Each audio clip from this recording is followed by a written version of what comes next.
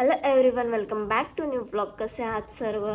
तर फायनली आज आहे माझा बर्थडे आणि तुम्ही सर्वांनी खूप छान छान शुभेच्छा दिल्या.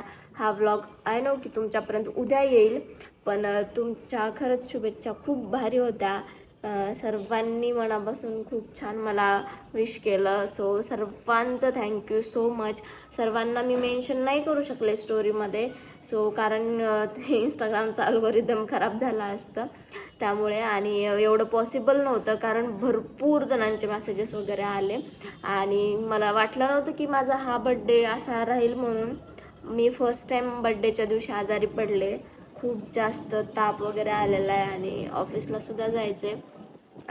आणि अचानक ऋतुजा आली होती रात्री 11 वाजता. तिने एक वेगळं सरप्राईज दिलं. हा एरोप्लेन किती जवळून जाते, बापरे. याच्या अगोदर तर खूप जवळून गेलं इथूनच. आणि गॅलरी बघा मी कशी डेकोरेट केली. अजून बाकी आहे, हे एवढं केले. मनी प्लांट इथे ठेवलाय.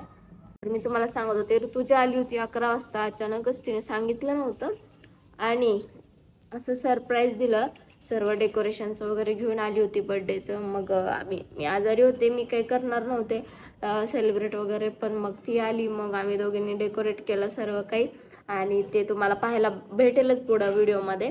मग मस्त सेलिब्रेशन केलं आणि फर्स्ट टाइम माझं बर्थडे सेलिब्रेशन असं सरप्राईजवालं झालं. खूप भारी वाटलं खरंच. तिला थँक्यू सो मच. असं तर मी म्हणलेलीच आहे आणि व्लॉग थ्रू सुद्धा थँक्यू सो मच ऋतुजा. आणि तुम्हा सर्वांचे सुद्धा खरंच खूप खूप आभार.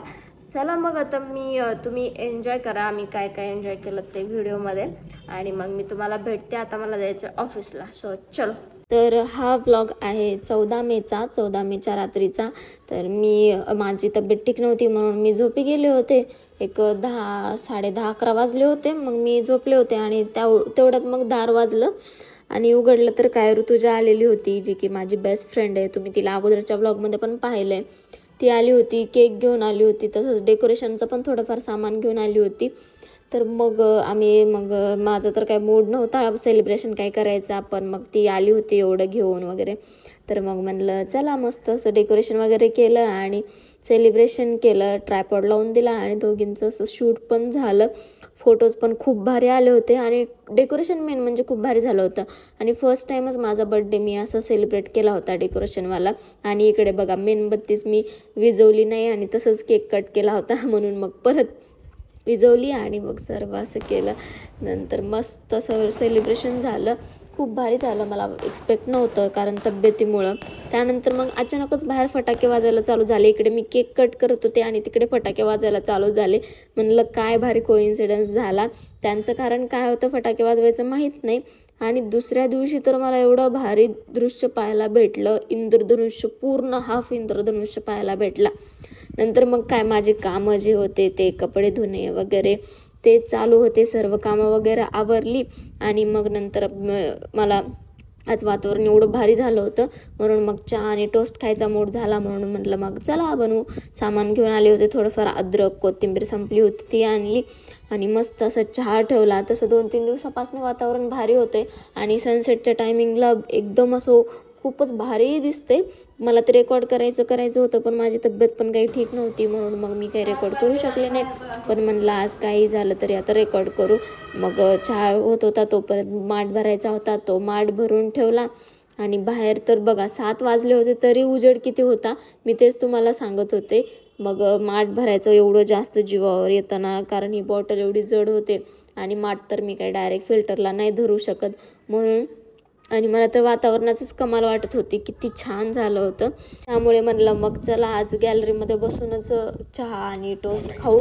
आणि या गॅलरीमध्ये मी आत्तापर्यंत कधी जेवण वगैरे नाही केलं, पण आता थोडंसं डेकोरेशन केले आणि क्लीन पण आहे इकडची गॅलरी त्या गॅलरीपेक्षा जास्त. म्हणून म्हणलं मी इकडेच बसू. आणि इथून जास्त भारी दिसत होता सनसेट, पूर्ण आभाळामध्ये पसरलेला होता त्यामुळे. आणि तुम्ही टायमिंग बघा, 7:30 वाजले होते तरी किती जास्त उजेड होता. मला विश्वासच बसत नव्हता की एवढं भारी कसं काय होऊ शकतं. आणि त्यातल्या त्यात मला काल पण इंद्रधनुष्य दिसला पूर्ण हाफवाला आणि आज पण पूर्ण अर्धा तरी दिसलाच होता.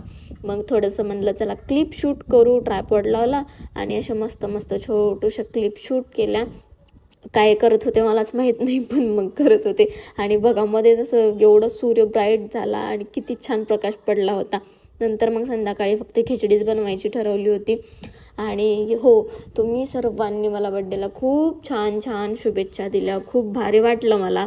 सर्वांना रिप्लाय देणं, सर्वांना मेन्शन करणं पॉसिबल नव्हतं, तरी मी पूर्ण दिवस बसून सर्वांना रिप्लाय देत होते. सर्वांना मेन्शनसुद्धा केलं आणि काही जणांचे प्रायव्हेट अकाउंट असल्यामुळे त्यांना मेन्शन करता आलं नाही. सो त्यासाठी सॉरी. आणि असंच तुमचा सपोर्ट राहू द्या. खूप भारी वाटलं मला आणि खरंच मी खूप ग्रेटफुल आहे तुमच्या सर्वांसाठी. तर मग आजचा मेनू हाच होता, खिचडी. कारण तब्येत पण ठीक नव्हती, अजून काही नीट झाले, विकनेस आहे थोडासा. मग म्हणून म्हणलं बाकी काही करत बसण्यापेक्षा खिचडीच करू, कारण सकाळी चपाती भाजी केलेलीच होती. तर मग खिचडी बनवायचं ठरवलं. आणि तुम्ही म्हणत असाल की काय सारखं सारखं खिचडी करते, पण आता 15 दिवस झाले मी खिचडी केलीच नव्हती. कारण मी 2 टाईम चपाती भाजी असं चालू होतं, चांगलं जेवण बनवत होते. म्हणून मग आज म्हणलं जाऊ दे, आता थोडासा कंटाळा करू आणि खिचडीच बनवू. तर मग असं सर्व झालं. बाय द वे, तुम्ही हा व्लॉग कुठून बघताय मला नक्की कमेंट करून सांगा.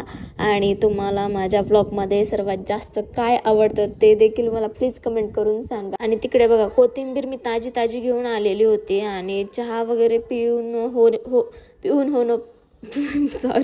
पिऊन होईपर्यंतच ती कोथिंबीर पूर्ण सुकून गेली होती. आता काय करायचं काय नाही. मला वाटतं की मी सेकंड हँड तरी फ्रीज बघायला पाहिजे. सो बघू. तर मंडळी, आजच्या व्लॉग पुरतं एवढंच. हा होता माझा बर्थडे व्लॉग आणि त्याच्या दुसऱ्या तिसऱ्या दिवशीचा व्लॉग. कारण बर्थडेचं काय नाही, थोडंसं होतं म्हणून म्हणलं दुसऱ्या तिसऱ्या दिवशीचं पण ॲड करू. सो असा होता हा आजचा व्लॉग. तर व्लॉग कसा वाटला नक्की कमेंट करून सांगा. And thank you so much for watching. चला भेटूया मग उद्याच्या व्लॉगमध्ये. तोपर्यंत बाय.